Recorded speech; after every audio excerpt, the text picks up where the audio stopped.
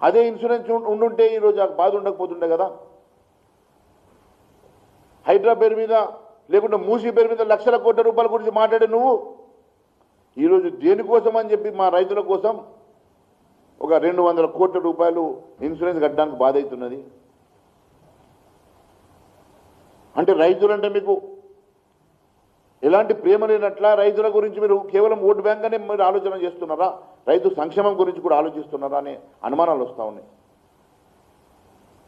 పూర్తిగా ఈరోజు ప్రజల్లోకి భారతీయ జనతా పార్టీ వెళ్ళి ప్రజల కష్టాలన్నీ మేము రికార్డ్ చేసుకొని వస్తే ఒకేసారి భయపడిపోయి మంత్రులంతా మూకుమ్మడి దాడి చేస్తూ ఉన్నారు భారతీయ జనతా పార్టీ మీద. నేను మంత్రులను ఒకటే సూటి ప్రశ్నిస్తున్నా. తప్పుడు లెక్కలు కాదు, మా దగ్గర కూడా లెక్కలు ఉన్నాయి. మేము కూడా లెక్కలతో వచ్చినాం. దమ్ము ధైర్యం ఉంటారండి, డిబేట్ చేద్దాం. ఎక్కడికి రమ్మంటే అక్కడికి వస్తా.